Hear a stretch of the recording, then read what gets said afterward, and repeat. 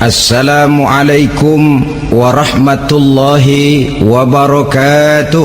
Waalaikumsalam warahmatullahi wabarakatuh. Alhamdulillah, wassalatu wassalamu ala sayyidina Rasulillah, sayyidina wa maulana Muhammad ibn Abdullah wa ala alihi wa sahbihi wa mawalah. La haula wa la quwwata illa billah, amma ba'du. Bapak-bapak, ibu-ibu, saudara-saudara kaum muslimin rahimakumullah, sudah menjadi keyakinan dalam kehidupan kita bahwa segala yang ada permulaannya tentu akan ada penghabisannya. Setiap yang punya awal mesti akan punya akhir. Tidak ada keabadian dalam kehidupan dunia ini. Semuanya datang dan pergi silih berganti, berubah oleh pergeseran masa dan pertukaran waktu. Demikianlah kalau kita mau merenungi kehidupan dari alam di sekitar kita. Sejak dari kehidupan tumbuh-tumbuhan, binatang, sampai kepada kehidupan kita, makhluk bernama manusia. Lihatlah kita manusia misalnya. Dimulai sejak kita terlahir ke alam ini, keluar dari alam rahim ibu, menjadi bayi yang merah tidak berdaya, untuk kemudian berangsur meningkat menjadi anak-anak. Dari kehidupan anak-anak berubah lagi kita menjadi remaja dengan segala keceriaan dan kelincahannya, dan dari masa remaja naik lagi kita memasuki usia dewasa, untuk kemudian berangsur memasuki hari tua. Lalu setelah kita memasuki hari tua, sehari, seminggu, sebulan, setahun, sampailah kita kepada batas waktu yang telah ditentukan oleh Allah, yang dinamakan ajal, dan bertemulah kita dengan yang disebut maut. Ini merupakan kepastian dalam kehidupan. Kalau saja kita mau merenung perubahan-perubahan yang terjadi pada diri kita, seharusnya membuat kita insaf dan sadar. Di kala remaja kita begitu lincah, punya rambut yang hitam ikal berderai, punya lesung di pipit, punya senyum yang indah menawan setiap orang yang melihat, punya kulit yang kencang dan bersih. Manakala kita memasuki hari tua, perubahan frontal pun terjadi. Kulit mulai jadi keriput, rambut yang tadinya hitam ikal berderai mulai memutih, nikmat berkurang, gigi yang tadinya utuh dan sanggup mengunyah apa saja, satu demi satu permisi meninggalkan kita. Sangat boleh jadi dikala remaja kita senyum semua orang terpikat, dikala hari tua dengan kulit yang keriput dan gigi yang tidak ada lagi, manakala kita senyum mungkin orang bakal lari dari sekitar kita. Kemana keindahan yang tadinya begitu menawan? Kemana senyum lesung pipit yang tadinya menarik perhatian orang? Pergi meninggalkan kita, berubah oleh pergeseran masa dan pertukaran waktu. Nah, bila maut datang menjemput kita, selesailah kehidupan sampai di situ? Ternyata belum.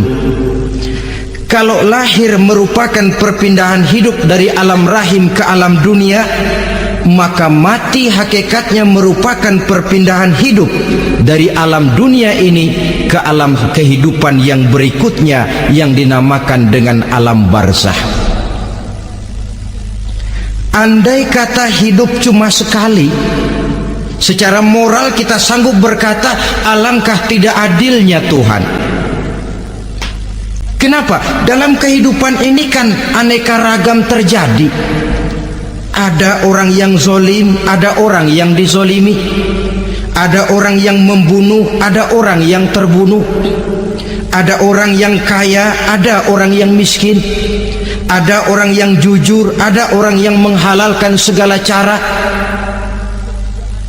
Sehingga banyak ketidakadilan yang terlepas daripada pengadilan dunia. Lalu orang pun bilang, di dunia ini katanya banyak pengadilan tapi sulit keadilan. Di dunia ini mudah mencari pengadilan tapi sulit untuk mencari ketidakadilan. Andai kata hidup cuma sekali, tidak akan ada hidup sesudah hidup yang sekarang ini. Bagaimanakah nasib mereka yang lepas dari pengadilan dunia ini? Alangkah tidak adilnya Allah andai kata tidak ada kehidupan sesudah hidup yang sekarang. Tentulah akan terjadi di mana orang menghalalkan segala macam cara untuk mencapai tujuan. Yang penting kan saya kaya, yang penting kan saya punya jabatan dan kedudukan tinggi. Kalau perlu jilat atas, kalau perlu sikut kiri kanan, sikut kiri kanan, kalau perlu injak bawah, injak yang bawah. Ini prinsip daripada orang-orang komunis, dan pantas karena mereka tidak percaya kepada kiamat. Pantas karena mereka tidak percaya akan adanya kehidupan sesudah hidup yang sekarang ini. Maka saya menghimbau kepada seluruhnya, kita sudah kadung menyepakati negara ini berdasarkan Pancasila. Kita sudah kadung konsensus bahwa PKI dengan seluruh ajarannya tidak punya hak hidup di bumi Pancasila yang kita cintai ini. Maka salah satu ajaran PKI tujuan menghalalkan cara. Kita orang Indonesia yang berbudi pekerti luhur, yang punya nilai budaya tinggi, janganlah sampai mencaci PKI, membubarkan PKI, mengutuhkan PKI, tapi dalam kehidupan sehari-hari prakteknya prinsip komunis kita pakai. Apa itu? Tujuan menghalalkan cara. Asal sudah tujuan tercapai, cara apapun saja halal. Itu pandangan hidup orang yang tidak percaya kepada adanya hari akhirat.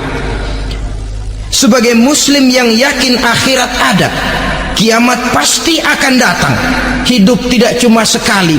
Maka kalau kita zalim, kalau kita berbuat aniaya, kalau kita melakukan korupsi, kalau kita merugikan orang lain, boleh jadi kita terlepas daripada pengadilan dunia. Tapi ingatlah, kita tidak akan pernah lepas dari pengadilan Allah, pengadilan Qadhi Rabbul Jalil, di mana kita akan diadili dengan seadil-adilnya, dan tidak satu perbuatan yang bersifat salah, yang bagaimanapun kecilnya, yang akan lepas dari pengadilan di akhirat itu nanti. Pantas saja kalau satu hari malaikat Jibril datang menasihati Rasulullah sallallahu alaihi wasallam, yang artinya juga menasihati kita semua. Apa kata malaikat Jibril kepada baginda Nabi? Ya Muhammad, ish ma syi'ta fa innaka mayyitun. Hai Muhammad, hiduplah semau kamu, tapi jangan lupa kamu pasti akan mati. Kalau memang dilarang tidak terlarang, dicegah tidak tercegah, kamu mau melaksanakan hidup menurut maumu sendiri, persilakan, hiduplah menurut mau dan gayamu. Tapi jangan lupa, fa innaka mayyitun, satu saat kau pasti bakal mati. Dan mati itu bukan akhir dari segalanya. Dia babak baru bagi kehidupan selanjutnya. Silahkan hidup menurut maumu, tapi jangan lupa kau pasti akan mati. Wa'mal ma syi'ta fa innaka majziyun bih. Kerjakan apa saja yang kamu mau. Kalau kau mau menghalalkan segala macam cara, persilahkan halalkan segala macam cara. Tapi jangan lupa kau akan mendapat balasan dari seluruh amal perbuatanmu. Wa ahbib ma syi'ta fa innaka mufariquhu. Dan cintailah apa saja yang mau kau cintai. Kau cintai anak istrimu, silahkan. Kau cintai harta bendamu, tafadhal. Kau cintai tanah airmu, kau cintai pangkat dan jabatanmu, persilahkan. Tapi jangan lupa, fa innaka mufariquhu, kau pasti akan berpisah dan akan meninggalkan segala yang kau cintai itu. Apa artinya ini buat kita? Ternyata sesudah maut datang menjemput kita, ada kehidupan sesudah hidup yang sekarang ini. Ini yang mendorong kita untuk dalam kehidupan di dunia ini tidak melakukan prinsip saenake dewe, semaunya sendiri saja, asal perut kenyang, asal pangkat tinggi, asal harta dapat. Masa bodoh dengan merugikan orang lain, masa bodoh dengan menipu orang lain. Iku jenenge saenake dewe. Muslim tidak diajarkan. Ingat manusia, setelah kau mati, setelah kiamat datang, kau akan dibangkitkan, kau akan dimintakan pertanggungan jawab tentang kehidupan yang sekarang ini. Saudara hadirin, oleh sebab itu kalau kita bicara soal kiamat, soal akhirat, ini memang masalah yang gaib, yang sepenuhnya tidak bisa dicernakan dengan kemampuan penalaran intelektual. Dasar di dalam membicarakan ini tidak lain adalah iman kita kepada Allah Subhanahu wa ta'ala. Bukan cuma zaman sekarang, dari zamannya Nabi. Orang itu kalau sudah bicara kiamat, bicara akhirat, ada yang ragu-ragu, ada yang menolak sama sekali. Bukan dari zaman sekarang, dari zaman dulu. Pernah kok satu saat Rasulullah itu dakwah menceritakan, saudara-saudara, akan terjadi kiamat di mana Allah akan membangkitkan manusia dari kuburnya untuk memintakan pertanggungan jawab. Ini dalam dakwahnya Nabi pidato macam itu. Apa reaksi orang? Yang beriman ya mantap, tapi yang tidak beriman, bajingan-bajingan Quraisy ini, mereka bertepuk tangan, mengejek, mencaci. Malahan ini yang luar biasa, ada dua orang kafir namanya Ubay bin Ka'ab dan Al-As bin Wa'il. Mendengar pidato macam ini, mereka buru-buru pulang ke rumah. Ngapain? Ngambil pacul. Lalu berangkat nyari kuburan tua. Dia gali itu kuburan, tulang-tulangnya diangkut, dibawa ke depan Nabi. Ya Muhammad, tulang-tulang yang udah hancur begini, siapa yang bisa ngidupin lagi? Yang macam-macam aja kamu Muhammad, nggak rasional, nggak masuk akal. Allah menjawab. Apa kata Allah? وَضَرَبَ لَنَا مَثَلًا وَنَسِيَ خَلْقَهُ قَالَ مَنْ يُحْيِي الْعِظَامَ وَهِيَ رَمِيمٌ قُلْ يُحْيِيهَا الَّذِي أَنْشَأَهَا أَوَّلَ مَرَّةٍ وَهُوَ بِكُلِّ خَلْقٍ عَلِيمٌ. Mereka memberikan perumpamaan kepada kami, kata Allah. Mereka melupakan asal kejadiannya. Mereka bertanya, siapa yang sanggup menghidupkan tulang belulang yang sudah hancur kayak begini? Qul yuhyiha allazi ansha'aha awwala marrah. Katakan kepada mereka Muhammad, yang akan menghidupkannya adalah Dia yang telah menciptakannya pertama kali dulu. Kalau Dia sanggup menciptakan, Dia tentu lebih sanggup lagi untuk mengembalikan reproduksi ciptaan itu sebagaimana semula. Yang paling kasihan yang ragu-ragu, akhirat itu ada apa enggak sih? Kiamat itu ada apa enggak sih? Lantaran ragu-ragu, terombang-ambing dia antara harapan dan putus asa, antara kenyataan dan idealisme. ada yang buta sama sekali 100% terhadap keadaan-keadaan sesudah mati. Perhatian mereka hanya tercurah kepada kehidupan sebelum mati.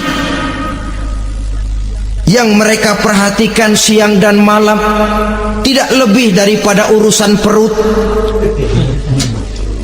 Pergi pagi pulang sore, peras keringat, banting tulang. Cuma soal makan, soal minum, soal pakaian, soal kendaraan, soal rumah tangga, soal anak, soal istri. Yang mereka pentingkan hanya soal-soal politik misalnya, ekonomi, pembangunan dan industri.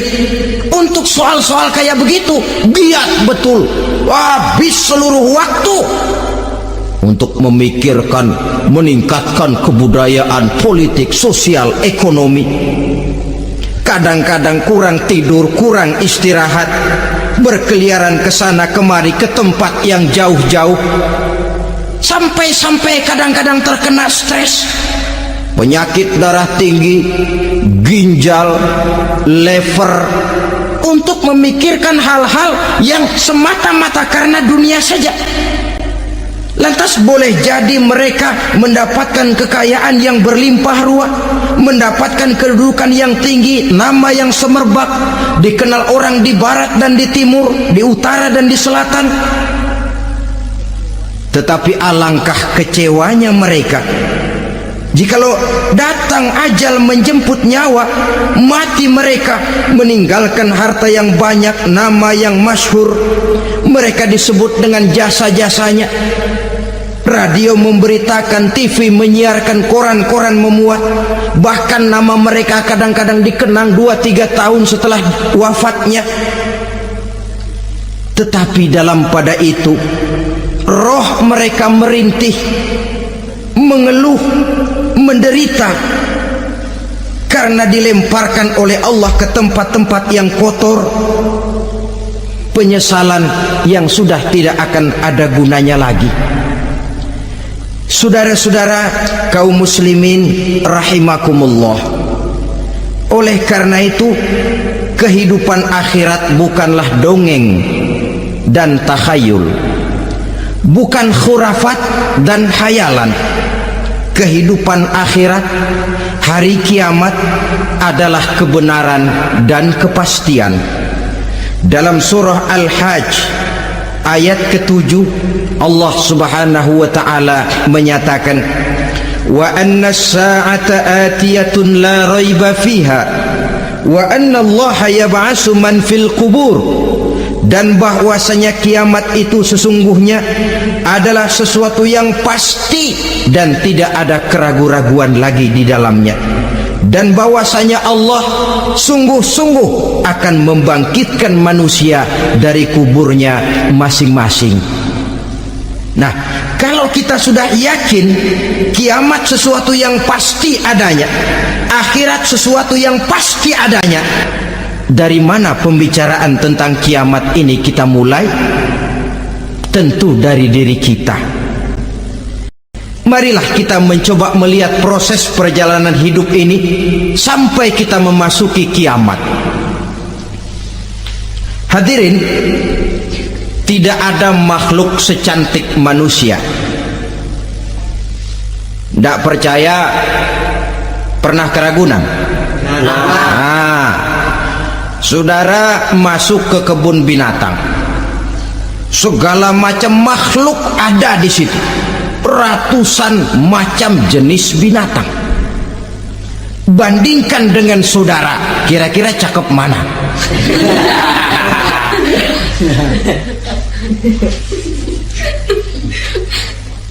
Dari seluruh makhluk yang diciptakan Allah itu, manusia fi ahsani taqwim, dalam bentuk yang paling sempurna, sejak susunan biologis sampai kemampuan berpikir. Biologis kita ya Allah, diciptakan kita begini rupa, diberikan 2 kaki untuk berjalan, 2 tangan untuk bekerja, diberikan 2 mata, dua-duanya di depan.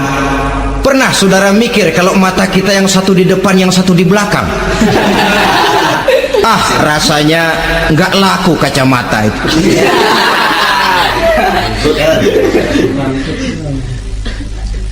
Diberikan hidung dengan 2 lubang, tahu betul Allah ke bawah lagi lubangnya. Coba pikir kalau lubang hidung kita menghadap ke atas. Aduh, kalau musim hujan repot jagain hidung. Laqad khalaqnal insana fi ahsani taqwim. Sungguh telah kami ciptakan manusia dalam bentuk kejadian yang paling sempurna ketimbang makhluk-makhluk Allah lainnya. Nah, kesempurnaan manusia ini oleh karena hidupnya terdiri dari 2 unsur pokok. Pertama unsur jasmani dan kedua unsur rohani, jasad dan roh. Jasad yang terlihat sekarang ini, potongan saudara yang ngejedok di depan saya ini jasad saudara. Ini yang berasal dari saripati makanan yang dimakan oleh bapak ibu kita. Lalu hasil kerjasama yang baik antara ibu dengan bapak, terwujudlah kita. Kalimat langsungnya, jasad ini berasal dari tanah yang tadi berubah dari bayi, remaja, dewasa, meningkat hari tua. Yang berubah itu jasmani kita. Kenapa? Karena jasmani itu materi, benda, daya tahannya terbatas. Dia berubah oleh pergeseran massa dan pertukaran waktu. Apa ada orang makin tua makin cakep? Jasmani oleh karena dia materi, dia berubah oleh pergeseran massa dan pertukaran waktu.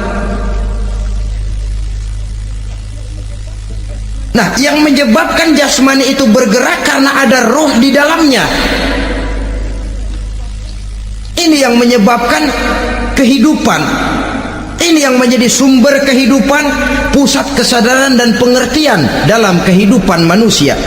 Tanpa roh dalam diri kita, maka jasad kita. Pernah lihat orang mati? Nah, itu kalau orang mati, coba perhatikan. Apanya yang kurang? Kupingnya masih ada, tapi sudah tidak sanggup mendengar. Matanya masih lengkap, tapi tidak mampu melihat. Jangankan melihat, terbuka saja tidak. Mulutnya masih ada, tapi sudah tidak bicara lagi. Telinganya cukup, tapi sudah tidak sanggup mendengar. Kakinya lengkap, tapi tidak mampu lagi berjalan. Apa penyebabnya itu? Ternyata jasmani kita, jasad ini, manakala sudah ditinggalkan oleh ruh, dia tidak akan bisa berdaya apa-apa, tidak mampu berjalan, tidak pula berbuat, tidak pula bekerja apapun saja. Saudara-saudara, dua-duanya punya kebutuhan. Jasmani ada kebutuhannya, rohani pun ada kebutuhannya. Jasmani yang jelas perlu makan, perlu minum, perlu tidur, perlu pakaian, dan sebagainya. Nah, apabila saat berpisah datang, ajal sampai, berpisahlah roh dan jasad. Dan itulah yang dinamakan dengan maut. Jadi apa sih mati itu? Mati adalah berpisahnya roh dengan jasad. Sebab itu Islam sangat menganjurkan kita untuk banyak-banyak mengingat mati. Bagaimana caranya mengingat mati? Pertama, mati itu kan pasti. Kira-kira yang hadir di sini ada yang nggak mati nggak kira-kira? Semuanya bakal mati kan? Berani? Berani. Sekarang mau? Saudara, sebenarnya kalau kita merenung lebih jauh, orang itu tidak perlu takut mati. Walaupun tidak boleh terlalu berani menghadapi mati. Karena bagaimanapun takutnya kita kepada mati, toh dia pasti datang. Bagaimanapun beraninya kita mati, kalau belum ajal ya tidak mati juga. Jadi muslim itu kan harus berani menghadapi hidup dan tidak takut menghadapi mati. Mati adalah sesuatu yang pasti. Muslim dianjurkan banyak-banyak mengingat mati dalam kehidupan. Caranya bagaimana? Pertama, berziarah, nengokin teman yang sakit. Ya? Ya. Suka nengokin teman yang sakit enggak? Oh, itu pahalanya kata Nabi. Menengok orang yang sedang sakit lebih afdol daripada sholat sunnah 1000 rakaat. Apa pernah saudara sembahyang sunnah sampai 1000 rakaat? Belum. Nengokin orang sakit pahalanya lebih afdol daripada itu. Kenapa menengoki orang sakit mengingatkan kita kepada mati? Iya ya, ini teman saya yang kemarin segar banget, bercanda sama saya, ketawa sama-sama, sekarang terbaring tidak berdaya, hilang kemampuannya, hilang keceriaannya, sakit. Iya kalau sembuh, kalau ajar, iya sekarang giliran dia, kalau jatuh ke saya. Lalu menghibur teman dengan kata-kata yang enak yang akan mendatangkan sugesti supaya dia cepat sembuh. Jangan nengokin orang sakit jujur. Sakit apa lu? Perut. Emang teman gua kemarin sakit begini mati. Wah, itu orang bisa jadi shock lantaran etika kita tidak akan sampai ke sana. Menjenguk orang sakit akan mengingatkan kita kepada mati. Apalagi ziarah kubur. Ada yang orang tuanya sudah meninggal? Kalau ada, ya tidak bisa tiap hari, sekurang-kurangnya seminggu sekali. Jumat pagi misalnya ziarah kita ke kubur. Sehingga kalau kita masuk kubur kan ada etikanya. Assalamualaikum ya ahlal kubur wa inna insyaallahu bikum lahikun. Hai penduduk kubur, keselamatan bagi kamu dan kami yang masih hidup sekarang ini insyaallah pasti bakal nyusul kamu. Iya, yang kemarin gagah benar sekarang terbaring tanpa daya. Ini unggukan kuburannya. Yang kemarin ada sekarang sudah tidak ada. Kemana dia? Kami satu saat pasti akan begini. Ingat mati. Lalu apalagi yang bisa membuat kita ingat kepada mati? Mengawal jenazah. Bukankah sangat dianjurkan oleh agama?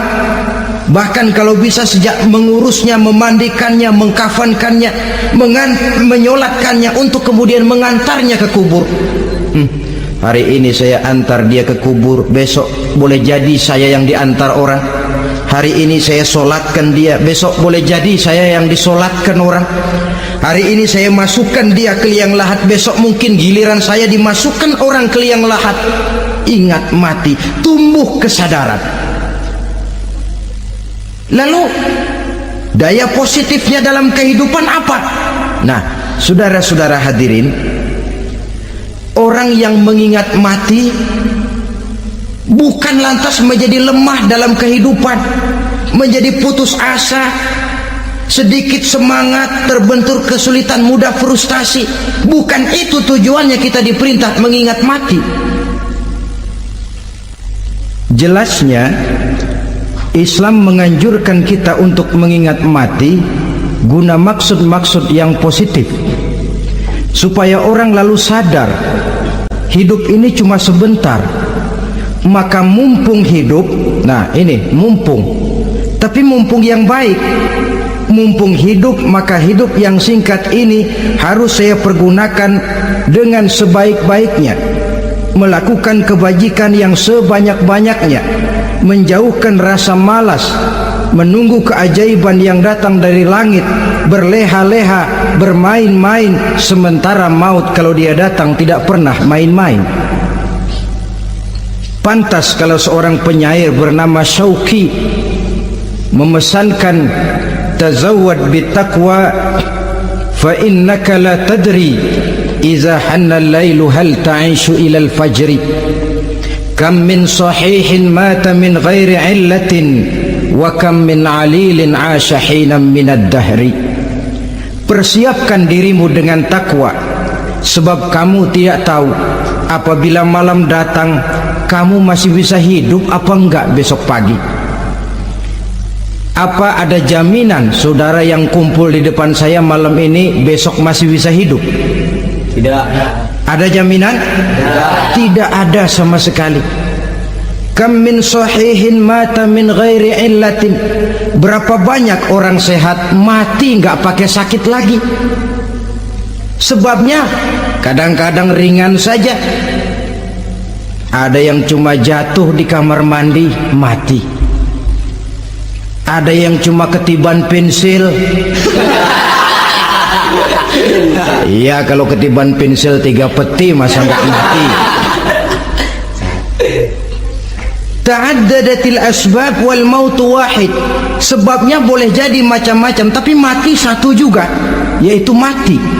Dia seperti kelapa yang terlalu tua jatuh ke bawah, yang kembang baru keluar pun jatuh ke bawah. Itulah mati. Dia datang menjemput yang bayi, dia datang mengambil yang anak-anak, dia datang juga kepada yang remaja, kepada yang dewasa, kepada yang tua sekalipun. Jangan yang remaja lalu berpikir, gua rasanya masih jauh banget mau mati. Ini sesuatu yang pasti yang kita tidak pernah diberitahu kapannya.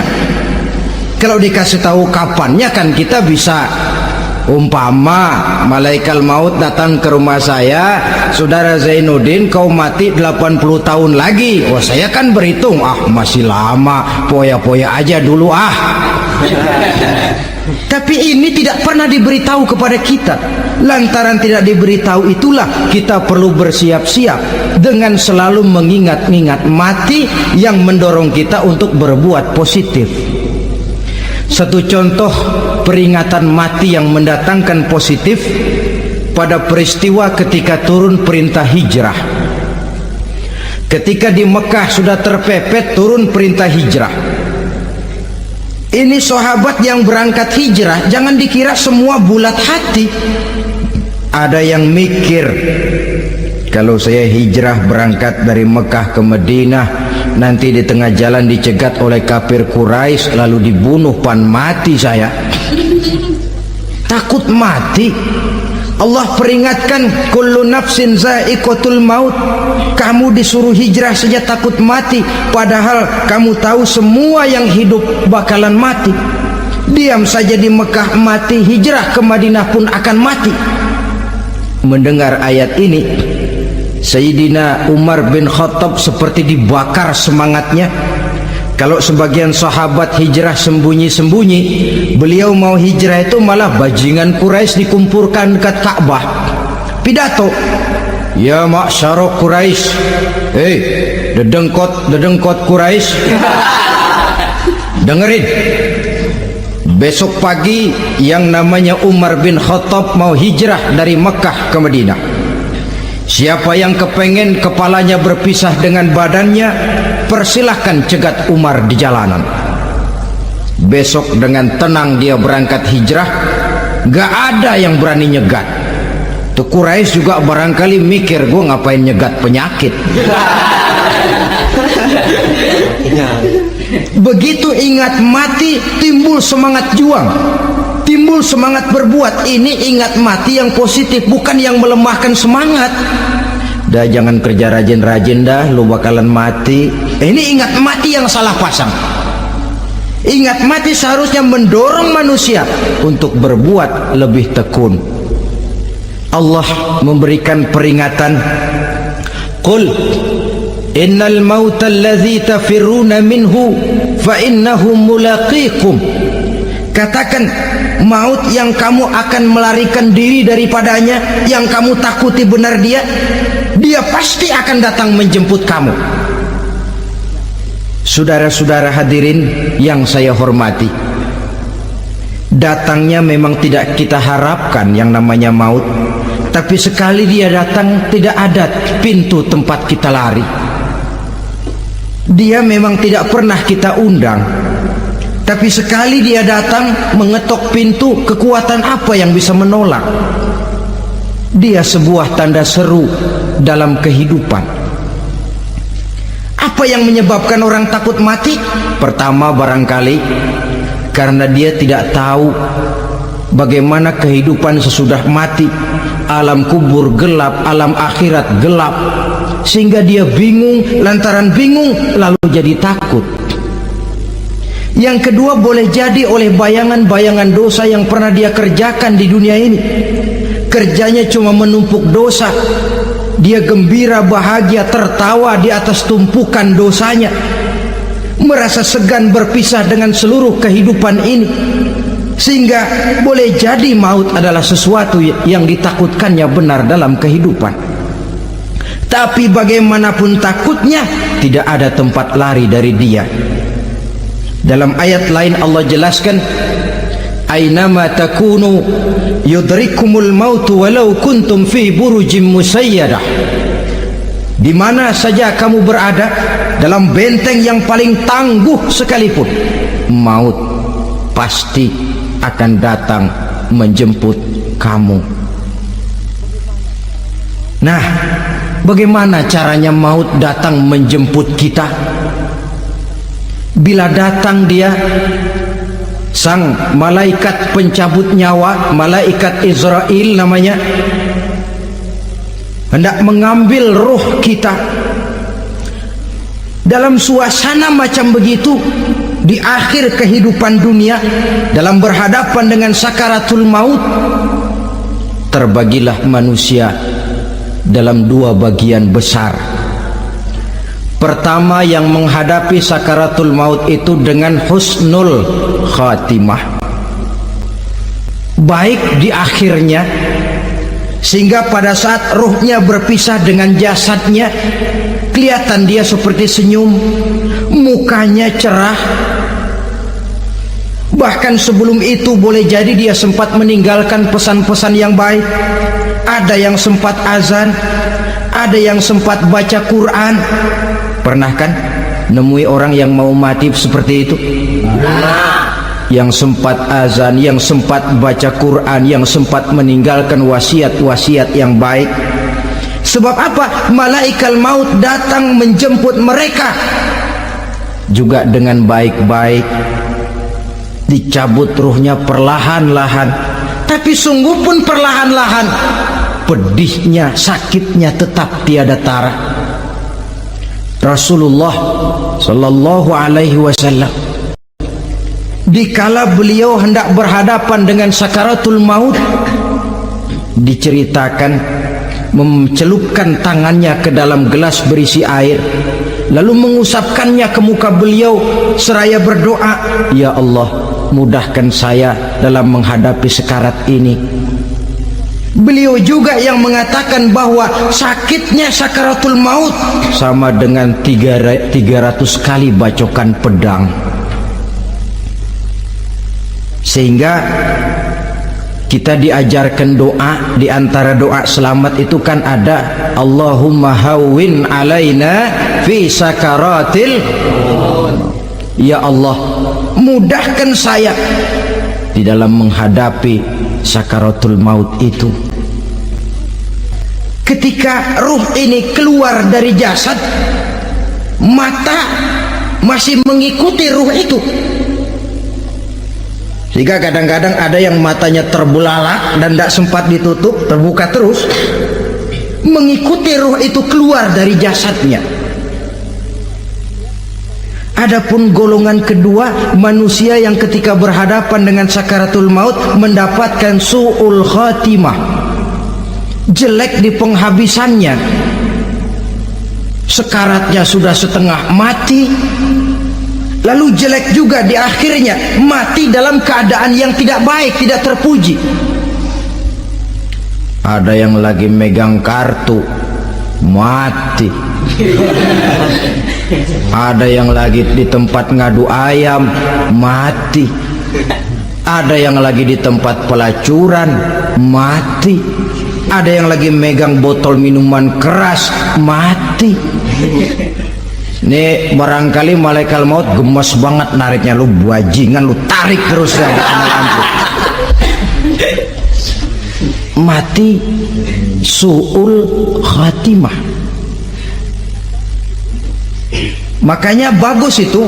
Kadang-kadang di majelis-majelis taklim kan sering dibaca, ya Allah biha, ya Allah biha, ya Allah bihusnil khatimah. Kan ada itu? Ada enggak? Saudara hadirin, mohon agar oleh Allah kita diberikan husnul khatimah, baik di saat ruh akan berpisah dengan jasad. Ini sesuatu yang pasti. Sang malaikat maut datang menjemput nyawa. Setelah ruh berpisah dari badan, maka tinggallah sang badan, ditangisi oleh semua yang kita tinggalkan, sehingga kepada putrinya Fatimah, ketika malaikat maut datang hendak menjemput baginda Nabi, beliau berkata kepada anaknya Fatimah, kamu tahu siapa yang datang? Saya tidak tahu Bapak. Yang datang hadimul lazat, itu dia yang menghancurkan seluruh kesenangan dunia.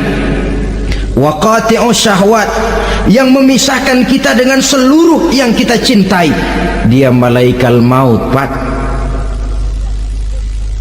Manakala jasad sudah ditinggalkan oleh ruh, itulah yang dikerubungi orang. Anak menangis, istri menangis, orang tua bersedih, teman-teman merasa kehilangan, menangisi jasad. Diuruslah jasad kita, dimandikan sebagaimana mestinya, dikafankan dengan kain putih 3 lembar, itu yang hendak kita bawa kembali ke tempat asal kita. Pakaian sutra, jas yang mereknya Switzerland wool, kain yang Samarinda, sepatu yang Belly atau Beltoni, jam tangan yang Rolex, kendaraan yang serba mewah, tidak ada yang menyertai kita. Kain putih 3 lembar itu saja lagi. Demi setelah dikafankan, dibujurkan kita menghadap ke arah kiblat, orang banyak pun datang menyolatkan kita dengan 4 takbir, diiringi dengan doa. Lalu upacara pelepasan, berangkat kita meninggalkan anak, istri, suami, kampung halaman, tanah air, bahkan alam dunia ini. Selamat tinggal alam dan seluruh isinya. Tinggallah yang tinggal. Saya akan kembali ke tempat asal dari mana saya datang, untuk kembali mempertanggungjawabkan seluruh perbuatan saya dalam kehidupan ini. Manakala upacara pelepasan selesailah sudah, dimasukkan kita ke keranda jenazah, digotong orang, bismillah wa ala millati rasulillah, dibawa ke tempat peristirahatan terakhir katanya. Padahal dulu kalau mau kita istirahat, ke villa lah kita, ke Bali lah kita, ke Hong Kong lah kita, ke tempat-tempat tamasya yang indah. Oh, rupanya akan sampai juga perjalanan menuju tempat peristirahatan terakhir, yang luasnya tidak akan lebih dari 2 kali 1 meter. Diusung orang kita, diantarkan orang banyak. Manakala sampai ke atas liang lahat, pengusung jenazah dibuka, diturunkan kita ke liang lahat, dibaringkan. Gumpalan tanah akan jadi bantal kita, muka dibuka, dihadapkan ke arah kiblat. Setelah itu ditutup tiang lahat kita, liang lahat kita dengan kayu. Masih belum kurang, diuruk dengan tanah. Yang menguruk orang-orang yang tadinya mencintai kita, menyayangi kita. Tapi ketika jasad sudah ditinggalkan ruh, habis rupanya cintanya. Coba jasad kalau sudah ditinggalkan ruh, 3 hari aja di rumah serem. Ya mayit, siapa yang betah nemenin mayit?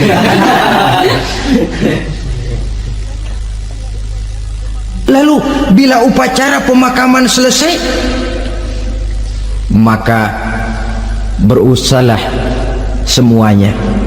Para pengantar akan kembali ke rumahnya masing-masing. Maka masuk kita ke alam kehidupan, yaitu yang disebut alam barzah atau alam kubur. Apa selesai hidup sampai di situ? Tidak. Hanya beberapa langkah setelah yang mengantar kita pulang. Diriwayatkan dalam hadis Bukhari dan Muslim, bila seseorang sudah diletakkan di kuburnya lalu yang mengantar kembali pulang, maka roh si mayit akan dapat mendengar bunyi terompah orang yang pulang itu. Bunyi terompahnya terdengar.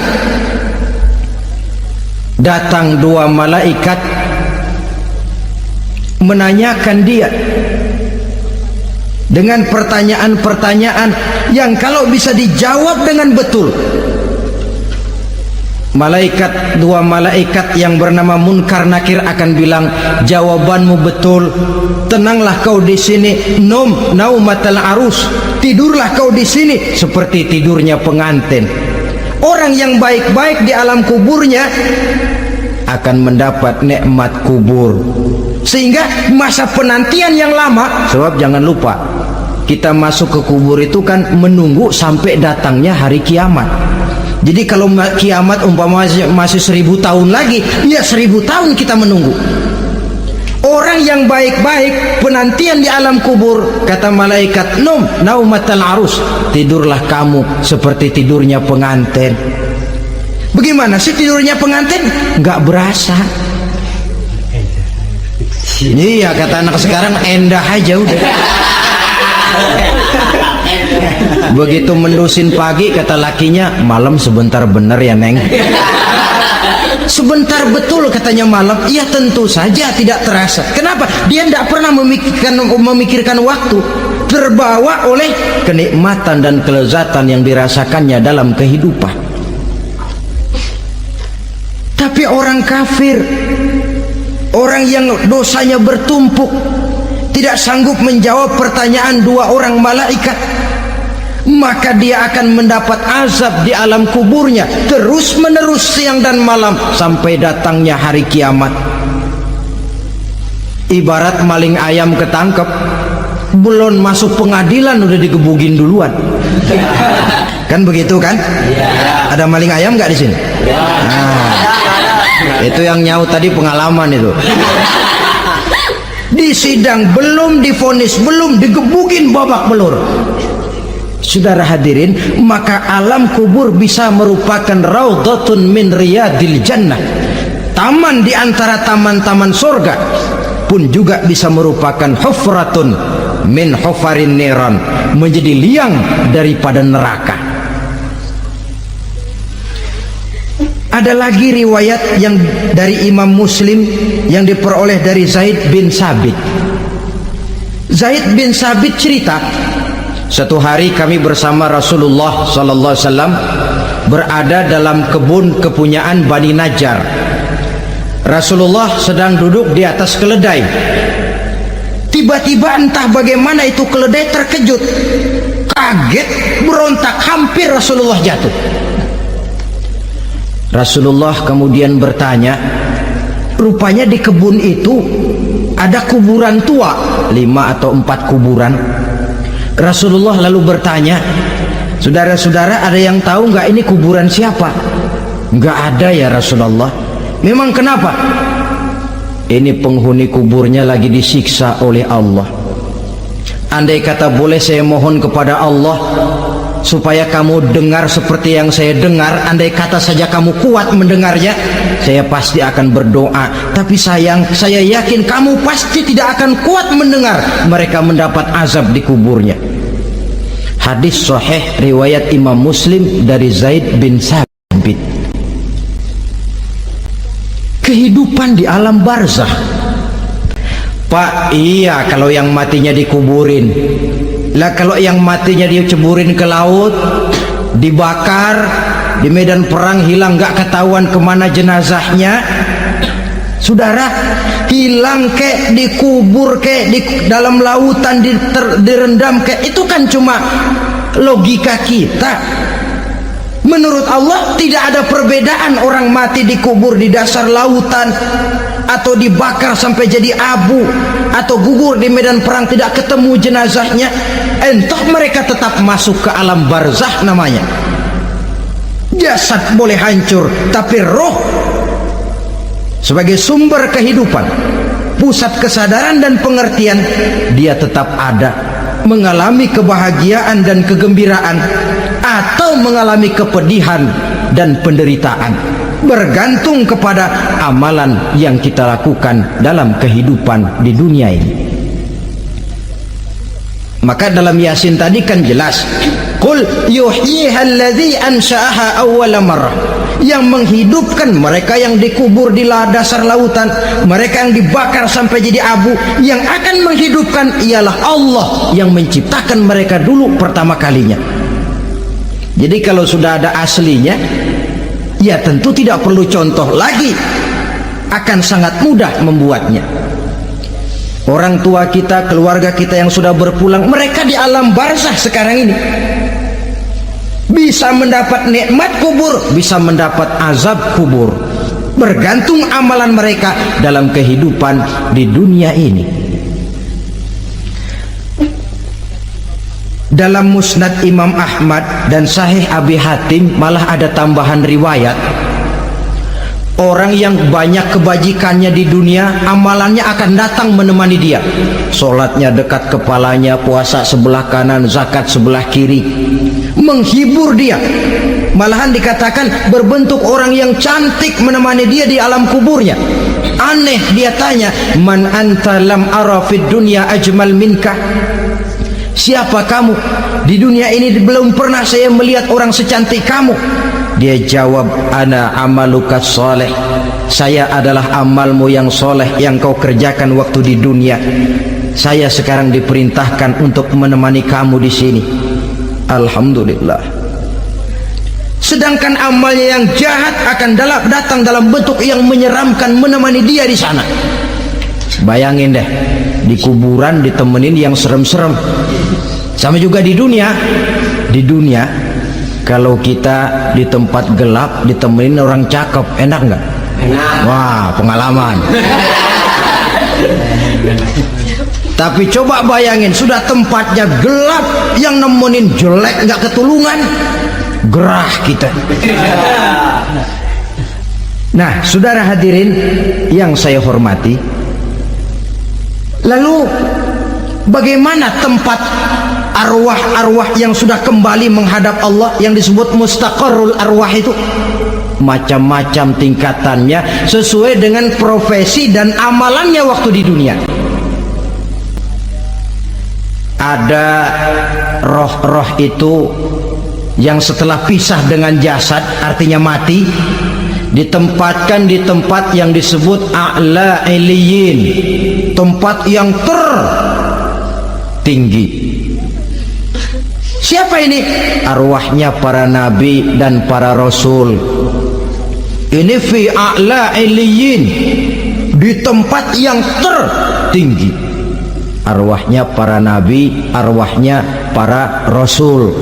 Dan karena kita bukan nabi, bukan rasul, ya jangan mimpi dapat tempat fi a'la iliyin, kecuali kalau Allah menghendaki. Itu hak prerogatif Allah, tapi kan tidak adil kalau Allah melakukan itu. Ini kelompok roh-roh yang masuk golongan VIP. Wah, the first class. Para nabi, para rasul. Lalu ada pula roh-roh itu yang setelah pisah dengan jasadnya diumpamakan seperti burung-burung hijau yang berterbangan di perkebun-kebunan surga. Roh siapa mereka ini? Rohnya para syuhada, orang-orang yang mati syahid gugur membela agama. Nah, ini bedanya orang mati syahid dengan pahlawan, ya. Apa bedanya syuhada dengan pahlawan? Kalau syuhada, orang yang gugur membela agama, niatnya karena Allah, mati syahid. Kalau pahlawan, orang yang gugur membela negara, orang yang dianggap berjasa kepada pemerintah. Klimaksnya, kalau orang mati syahid jelas surga, tapi pahlawan belum tentu surga. Kenapa? Bergantung kepada negara macam apa yang dibelanya dan pemerintah model mana yang dibelanya. Di negara-negara komunis misalnya, banyak nggak pahlawan? Banyak. Dengan sekian tanda jasa yang mati di medan perang dan sebagainya. Kira-kira pahlawan komunis masuk surga enggak? Ya, kalau pahlawan komunis masuk surga, kita enggak kebagian kapling di surga barangkali. Inilah bedanya pahlawan dengan orang mati syahid. Kemudian ada pula roh itu yang tertahan di pintu surga. Tertahan di pintu surga. Ini seperti tadi, orang yang mati syahid tapi masih ada kaitan di dunia.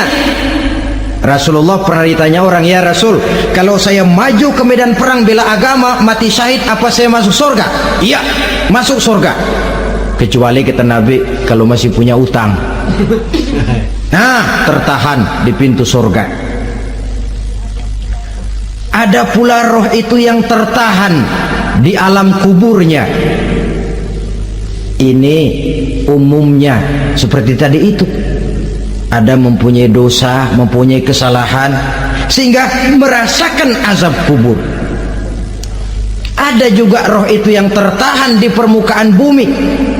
Mereka yang dalam hidup selalu menumpuk dosa-dosa yang besar, meninggal sebelum keburu untuk bertaubat. Saudara hadirin yang saya hormati, inilah yang kita khawatirkan. Sebab jikalau pada saat roh sudah datang, jikalau saatnya roh datang berpisah dengan jasad, menemukan sakaratul maut, saat itu taubat sudah tidak akan ada gunanya lagi. Masuk ke alam kubur, mendapat azab kubur sampai datangnya hari kiamat. Berapa lama di alam kubur ini? Menunggulah kita sampai datang saatnya kiamat. Nah, saudara-saudara, apa tanda-tanda hari kiamat? Kapan dia akan datang? Bagaimana hal ihwal manusia pada saat terjadi kiamat? Bagaimana alam ini? Bagaimana perhitungan di padang mahsyar? Insya Allah akan saya ungkapkan pada bagian kedua dari ceramah ini. Insya Allah kita akan lanjutkan pembicaraan ini sampai kepada terminal paling akhir, surga dan neraka. Inilah saja pertemuan kita pada kesempatan kali ini. Terima kasih banyak atas segala perhatian. Mohon maaf atas segala kekurangan. Wabillahi taufiq wal hidayah. Wassalamualaikum warahmatullahi wabarakatuh. Waalaikumsalam warahmatullahi